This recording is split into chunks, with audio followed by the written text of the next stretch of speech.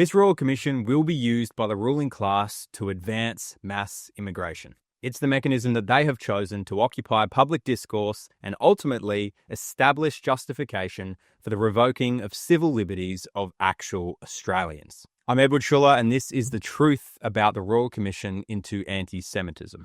Since the Bondi Terror Attack, we've seen public discourse on immigration shift wildly. You've seen Pauline Hanson and a few members of the coalition sounding the alarm on radical Islam. At the end of the day, it was 2 Indian Muslims that slaughtered 15 innocent people at Bondi. But the critical point here is that these were not Australians that did this. They were foreigners, partaking in a foreign culture and worshipping a false god in our Christian nation. Of course, the government, led by Prime Minister Anthony Albanese, has taken a different approach. Their response to an Islamic terror attack has been to double down on the myth that right-wing extremism is the biggest threat to public safety. They've been asked time after time if Islam is the greatest threat to our national security, given this atrocity, given the Lint Cafe siege, given the stabbing in 2024 of a Christian bishop by a 16-year-old Australian Muslim. Despite all this, our government believes that it's Nazi ideology and monoculturalism that is our biggest threat. Now, that second one there, monoculturalism, that should concern you.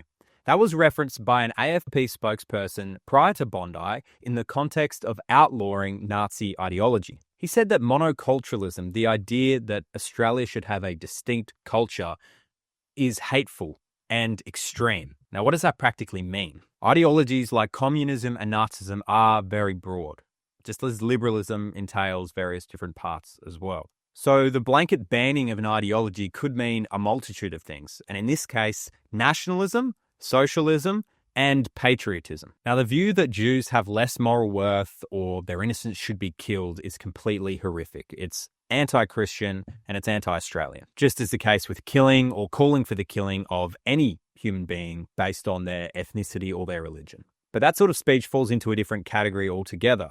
It's incitement to violence, and it should be, and it already is, a crime. It's illegal. And it's the sort of thing that you'll hear across mosques in Western Sydney from Islamic preachers. However, the criticism of a person or a group of people, however pig-headed it might be, is free speech, and it shouldn't be illegal. People should not be getting thrown into prison like they are because of their speech.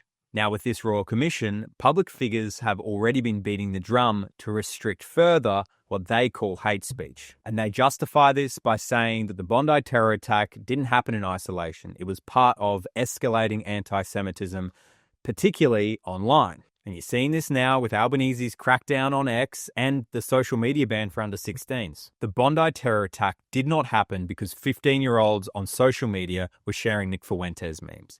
It happened because we've imported millions upon millions of foreigners with inferior cultures that actively seek the demise of our people. That's what our focus must be firmly on. The foreign imported cultures that currently reside on our Australian soil. We're not going to get into this Muslims versus Jews dichotomy while millions more pour into our Christian country from the third world.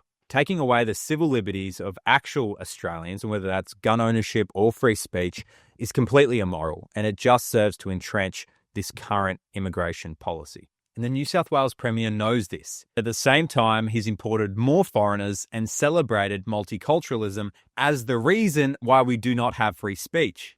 He's said that from a place of pride in over 20 press conferences since becoming Premier. Our multicultural society is the reason why we don't have free speech, and that is a good thing. He's said that.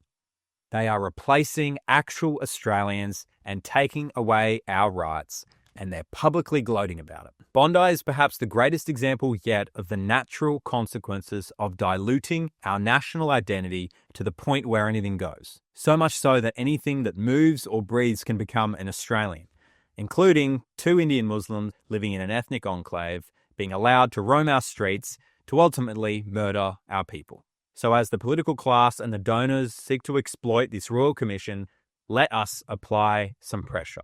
Never has citizen journalism been so important to try to influence a public inquiry as it is with this Royal Commission. And we can expose it for what it is if it refuses to address the concerns that we actually have as Australians who care about our country. If not, this will just serve as cover for spineless politicians of all stripes to avoid talking about mass immigration and multiculturalism. Drop your thoughts in the comments below. Would love to hear what you have to say, and be sure to subscribe as well so you don't miss the next video. Thanks for watching.